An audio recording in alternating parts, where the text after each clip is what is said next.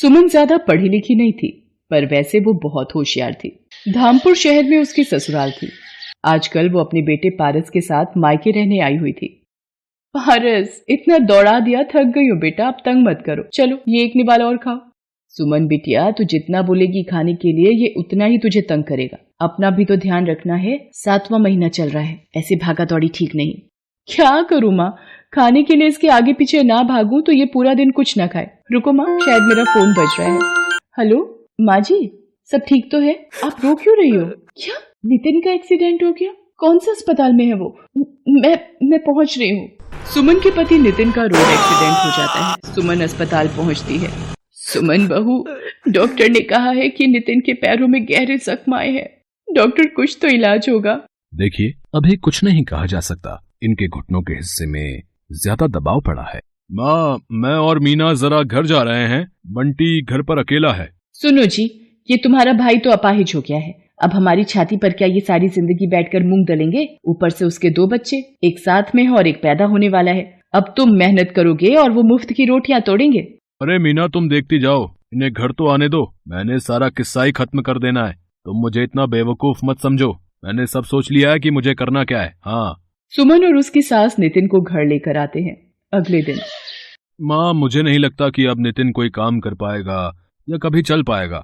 देखो ना, मेरा भी अपना परिवार है, मेरे भी अपने बच्चे हैं, है ना। मैं कब तक इसके परिवार को भी पालता रहूंगा। सुरेश, तू कहना क्या चाहता है? साफ साफ बोल। मैंने सोच लिया है, अब हम दोनों भाइयों को अलग अलग हो जाना चाहिए। हम दोनों भाइयों का कोई अपना मकान या अपनी दुकान तो है नहीं, किराए के घर में रहते हैं और किराए की ही दुकान है। मैं कब तक किराया भी भरूं और सबकी रोटी का भी इंतजाम करूं। नितिन, तू अब सुमन और अपने बच्चों के साथ दूसरे घर में रहने का इंतजाम कर ले। सुरेश, तुझे जरा सी भी शर्म नहीं आती? अपने छोटे भाई की मजबूरी का फायदा उठा रहा है। आज उसे जिंदगी ने अपाहिज बना दिया है तो तू उसको हर तरफ से लाचार बना रहा है। माँ जी, आप ये गनीमत समझो कि हम आपको यहाँ से नहीं निकाल रहे हैं, वरना फिर आप जानती हैं। अरे तू क्या मुझे निकालेगी? मैं ही अपने बच्चों के साथ यहाँ से चली जाऊंगी। सुरेश, तू बड़े भाई के नाम पर कलंक है। अगले दिन सुमन सबके साथ अपनी माँ के घर आ जाती है। तू चिंता मत कर, तू अब मेरे साथ यहीं रह, मेरे पास। नहीं माँ, मैं तुम पर अपने परिवार का बोझ नहीं डाल सकती। तुम भैया भाभी के साथ रहती हो, मैं नहीं चाहती मेरी वजह से मेरे मायके में कोई परेशानी हो। माँ, तुम यही पास में ही कोई किराए का घर दिलवा दो, मैं वहीं रह लूंगी। मेरी बच्ची, तुझे कितने दुख झेलने पड़ रहे हैं, पर भगवान पर भरोसा रख, वो सब ठीक करेंगे। सुमन 1200 रुपए महीने का एक किराए का कमरा ले लेती है। अब उसकी सबसे बड़ी दुविधा ये थी कि आखिर वो अपने परिवार की आजीविका चलाने के लिए पैसे कहाँ से लाए। एक दिन, माँ जी, पारस माँ के साथ वृंदावन दर्शनों के लिए चला गया है। घर कितना सूना सूना सा लग रहा है। हाँ बहू, वो होता है तो पूरा घर उसके शोर से गूंजता रहता है। माँ जी, नितिन की 2 कमीजें दर्जी को ठीक करने के लिए दी थी, मैं लेकर आती हूँ। सुमन बाजार चली जाती है। रास्ते में वो सोच में डूबी थी, क्या करूं? मुझे कमाई का कोई जरिया तो ढूंढना ही होगा। मुझे कहीं नौकरी भी तो नहीं मिलेगी। काश मैं ज्यादा पढ़ी लिखी होती। अरे, सब्जी के ठेले लगे हुए हैं। नितिन का लौकी खाने का मन था, उस सब्जी के ठेले से ले लेती हूँ। भैया, ये एक लौकी देना। अभी इनके आलू तोल लूं, फिर देता हूँ। ये लो माता जी, 2 किलो आलू, 40 रुपए हो गए। भैया, ये तुमने तराजू के नीचे क्या लगा रखा है? दिखाना जरा। कुछ भी तो नहीं लगा रखा मैडम जी। सुमन तराजू उठाती है। वो ये देखकर हैरान रह जाती है कि तराजू में चुंबक चिपकी हुई है। भैया, कुछ तो शर्म करो, तुम लोगों को धोखाधड़ी से सब्जी बेच रहे हो, चुंबक लगाकर घपला कर रहे हो। ईमानदारी से काम करना नहीं आता तुम्हें? पता नहीं कब से लोगों के साथ धोखाधड़ी करके सब्जी बेच रहा है। सुमन को बोलता देखकर लोगों की भीड़ लग जाती है। तभी वहां एक आदमी आता है, जिसे देखकर उस जगह पर खड़े सारे ठेले वाले उसे झुककर नमस्ते करते हैं। क्यों अरिया, क्या हुआ? यहाँ इतना शोर कैसा तेरे ठेले पर? ये सब्जी वाला लोगों को ठगता है, अपने तराजू में चुंबक लगाकर लोगों से धोखाधड़ी करके अपनी सब्जी बेचता है। मेरी इतनी हिम्मत हरिया कि तुम मेरे इलाके में सब्जी का ठेला लगाता है और धोखाधड़ी करता है। मैं चाहूँ तो अभी तुझे यहाँ से हटा सकता हूँ। माफ कर दो सज्जन सेठ, आज के बाद कोई बेईमानी नहीं करूंगा। शराफत से सब्जी बेचूंगा। मेरे छोटे छोटे 4 बच्चे हैं, अगर मेरा कमाई का जरिया छिन गया तो वो भूखे मर जाएंगे। हाँ, रहने दीजिए भाई साहब, इसे अपनी गलती का एहसास हो गया है। मैं जानती हूँ परिवार की परेशानियों का दर्द क्या होता है। बात करते करते सुमन की आंखें भर आती हैं। तभी चिंता से उसके दर्द शुरू हो जाता है। वहाँ आसपास में भीड़ लग जाती है। अरे इन बहन जी की तबीयत खराब हो रही है, लगता है इन्हें अस्पताल ले जाना पड़ेगा। सुमन की अचानक शायद चिंता और परेशानी से दर्द शुरू हो जाता है। सज्जन सेठ कुछ लोगों की मदद से सुमन को अस्पताल ले जाता है। सुमन रास्ते में ही अपने घर का पता सज्जन सेठ को बता देती है। सज्जन सेठ उसकी सास को अस्पताल बुला लेता है। सुमन को एक बेटी पैदा होती है। वहीं सज्जन सेठ को पता चलता है कि सुमन का पति नितिन अपाहिज है और वो बहुत ही दुखों से गुजर रही है। सज्जन सेठ, आज आपने बड़े भाई की तरह मेरी मदद की है, मैं आपका एहसान कभी नहीं भूलूंगी। इसमें एहसान की कोई बात नहीं है बहन, तुम मेरी अपनी बहन जैसी हो। सुमन घर आ जाती है। कुछ दिनों बाद सज्जन सेठ उसके घर आता है। सुमन बहन, तुम मुझे काम के लिए बोल रही थी? मेरे पास सब्जी की बहुत सी दुकानें हैं, पर संभालने वाला कोई नहीं। मैं चाहता हूं मेरी मंडी में जितनी भी सब्जी की दुकानें हैं उनका हिसाब और देखरेख अब से तुम रखो। मैं जानता हूं तुम्हारी जगह ये काम और कोई ईमानदारी से नहीं कर सकता। माँ जी, नितिन देखो, भगवान ने सज्जन सेठ के रूप में एक भाई देकर हमारी कितनी मदद कर दी। सुमन की आंखों में खुशी के आंसू थे। वो अब कड़ी मेहनत से मंडी में जाकर सब्जियों का सारा हिसाब रखती, एक एक दुकानदार से जाकर पूछती और देखती कि सब कुछ ठीक से चल रहा है या नहीं। सज्जन सेठ भी सुमन की मेहनत को गौर करता था। सुमन के आ जाने से सज्जन सेठ का भी काम बहुत आसान हो गया था। अब सब कुछ ईमानदारी से चल रहा था। अब कोई भी सब्जी बेचने वाला दुकानदारी में घोटाला नहीं करता था। बहू, तुम बहुत मेहनती हो, तुम्हारे जैसी बहू पाकर मैं धन्य हो गई। अब तो नितिन भी थोड़ा थोड़ा ठीक हो रहा है, देखना तुम्हारा प्रेम और भगवान के आशीर्वाद से वो भी जल्दी चलने लगेगा। सुमन को सज्जन सिंह के रूप में देवता समान भाई मिल गया था। उस दिन के बाद सुमन सब्जी मंडी का सारा काम संभालने लगी। धीरे धीरे अपनी ईमानदारी और मेहनत के बल पर सुमन एक सब्जी वाली बहू बनकर अपनी सारी जिम्मेदारियां निभाती है।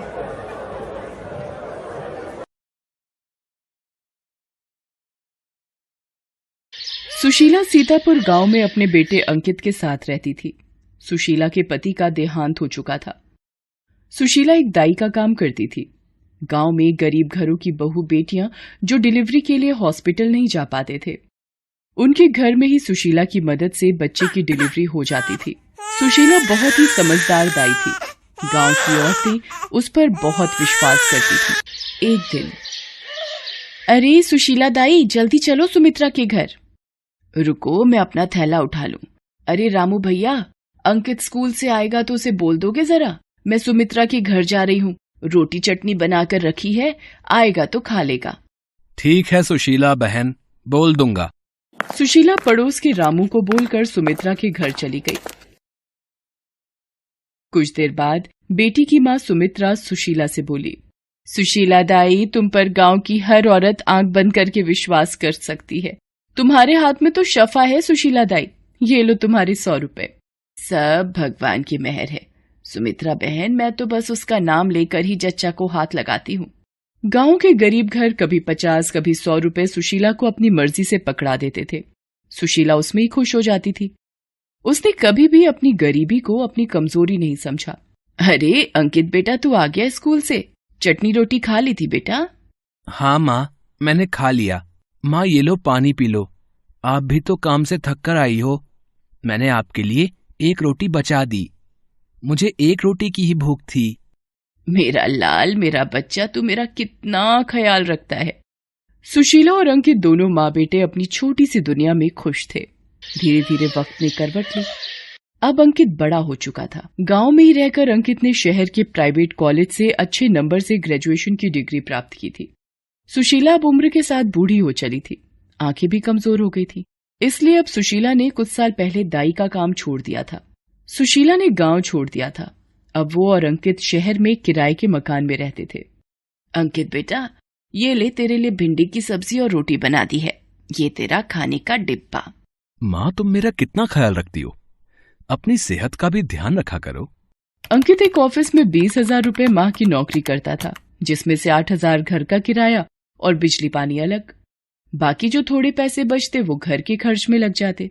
एक दिन, देखो कल्पना, तुम मेरे बॉस की बेटी हो, वो कभी भी हमारी शादी को मंजूरी नहीं देंगे। नहीं अंकित, मैं तुमसे बहुत प्यार करती हूँ और सिर्फ तुम्ही से शादी करूंगी, वरना कुंवारी रहूंगी।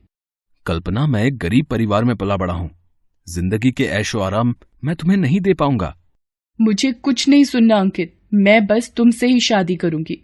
जब ये बात कल्पना के पिता सुमेर चंद यानी कि अंकित के बॉस को पता चली तो उन्होंने साफ इनकार कर दिया। कल्पना, तुम्हारा दिमाग खराब हो गया है। तुम हमारे ऑफिस के एक मामूली वर्कर से शादी करना चाहती हो? अगर मेरी शादी अंकित से नहीं हुई तो मैं अपनी जान दे दूंगी पिताजी। इकलौती बेटी कल्पना की जिद के आगे सुमेर चंद कुछ नहीं कर सका और अंकित से कल्पना की शादी हो गई। शादी के बाद कल्पना अपनी ससुराल आती है। अंकित, ये पिताजी ने हमारे रूम के लिए एयर कंडीशनर भेज दिया है। वो मुझे एसी में सोने की आदत है ना। कल्पना, अभी मैं एसी का बिल नहीं दे सकता। अभी तुम ये अपने पापा को वापस भेज दो। अंकित, मेरे पापा ने ये एसी इतने प्यार से मुझे दिया है, मैं वापस नहीं भेजूंगी। अंकित कमरे से बाहर आ जाता है। अंकित बेटा, इसमें बहू की कोई गलती नहीं है। उसे इन सब चीजों की बचपन से आदत है। तू लगवा दे एसी अगर उसका मन है तो। अंकित मजबूर होकर एसी लगवा देता है। एक दिन, थैंक यू भैया, कितना बिल हुआ? जी 1280 रुपए। अंकित, आज संडे था तो ये मैंने खाने पीने की कुछ चीजें ऑर्डर की थी। 1280 रुपए देना, डिलीवरी बॉय को देना है। कल्पना, 1280 रुपए का खाना? पर आज तो माँ ने तुम्हारे लिए घर पर अपने हाथों से कचौड़ी आलू बना लिए थे ना। पर मुझे पिज्जा, बर्गर, कोक वगैरह का मन था, इसलिए मैंने ऑर्डर कर दिया। मैं माँ जी के हाथ का इतना ऑयली फूड नहीं खा सकती। कोई बात नहीं बहू, ये लो पैसे और उस लड़के को दे दो, वो कब से खड़ा है। अंकित बेटा, कोई बात नहीं, अब मंगा लिया तो गुस्सा मत हो बहू पर। कल्पना सारा दिन एसी चलाकर बैठती थी और आए दिन अंकित के पैसे खर्च करवाती रहती थी। एक दिन, क्या 10,000 रुपए?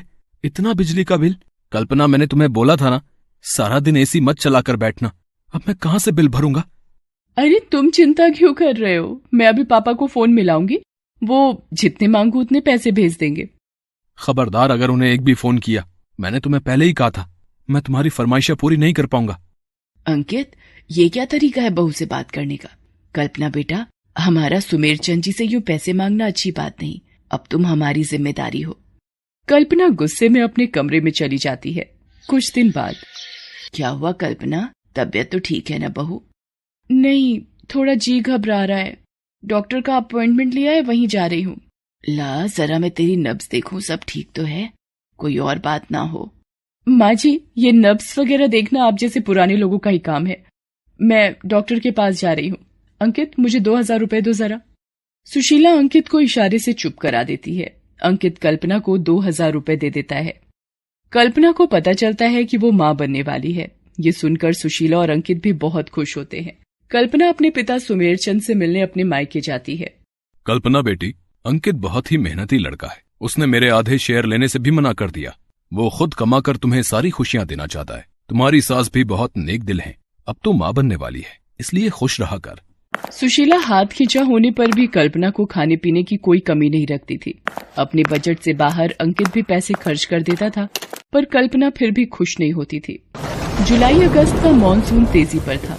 रोजाना मूसलाधार बारिश हो रही थी। एक दिन, अरे अंकित बेटा, बारिश तो रुकने का नाम ही नहीं ले रही है। रात के 11 बज रहे हैं। बिजली के शायद कहीं तारे टूटी हैं, तभी बहुत देर से लाइट गई हुई है। अंकित, मेरे पेट में बहुत दर्द हो रहा है, डॉक्टर को फोन मिलाओ। अंकित डॉक्टर को फोन मिलाता है, पर डॉक्टर उस वक्त शहर से बाहर गई हुई होती हैं। कल्पना, डॉक्टर शहर से बाहर गई हुई हैं। रुको, मैं पापा को फोन मिलाती हूँ। पापा, मेरी डॉक्टर शहर से बाहर गई हुई है। प्लीज किसी डॉक्टर का पता करो पापा, मेरा दर्द बर्दाश्त नहीं हो रहा। समय बीत रहा था। कल्पना सुशीला को हाथ तक नहीं लगाने दे रही थी। बारिश से सड़कें पानी से भरी हुई थी, तो कोई टैक्सी वाला भी नहीं आ रहा था। अंकित बेटा, कोई भी डॉक्टर अभी ड्यूटी पर नहीं है। रात के 1 बज रहे हैं, फिर भी मैं कोशिश करता हूँ, कोई भी कांटेक्ट मिल जाए तो। कल्पना बेटा, मुझे सिर्फ एक बार देखने दे। नहीं, मैं ऐसे हाथ नहीं लगाने दूंगी। कल्पना, मेरी माँ गांव में एक दाई रह चुकी हैं। तुम शायद नहीं जानती हो, गांव में कितने बच्चों को पहली किलकारी माँ की वजह से सकुशल सुनाई देती थी। माँ को अपने पास आने दो। बड़ी मुश्किल से कल्पना सुशीला पर विश्वास करती है। सुशीला को पता था कि और देर डिलीवरी को रोका नहीं जा सकता, इसलिए वो अंकित को बाहर भेजकर कल्पना की डिलीवरी करती है। सुशीला के हाथ कांप रहे थे, क्योंकि बरसों बाद उसने ऐसा किया था। पर कहते हैं ना, व्यक्ति अपना हुनर कभी नहीं भूलता। कल्पना के सकुशल बेटा पैदा होता है। सुशीला खुशी से रोने लगती है। कल्पना, देख तेरा बेटा कितना सुंदर है। माँ जी बधाई हो, आप दादी बन गई। अंकित भी बेटे को देख खुशी से फूला नहीं समाता। तभी सुमेर चंद डॉक्टर को लेकर आ जाता है। पापा, आप नाना बन गए।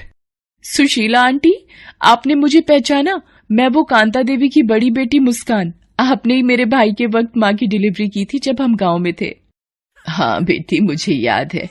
उनका बच्चा पेट में उल्टा हो गया था। अब कैसा है तुम्हारा छोटा भाई? अब तो वो इंजीनियर बन गया है। ये आपकी बहू है। बधाई हो आप सबको। सुशीला आंटी, जब डिलीवरी के वक्त हो तो समझ जाइए आप बिल्कुल सही हाथों में हो। ये सब सुनकर कल्पना शर्मिंदा हो गई। माँ जी, मुझे माफ कर दीजिए, मैंने आप पर विश्वास नहीं किया। उस दिन सच में कल्पना को समझ आ गया था कि हमें हर परिस्थिति में खुश रहना आना चाहिए और व्यक्ति अपनी सोच से बड़ा बनता है, न कि दिखावे से। गरीब सास अमीर बहू का फर्क अब कल्पना के दिल और दिमाग से हट चुका था और अब वो अपनी ससुराल में खुशी खुशी रहने लगी। Thanks for watching.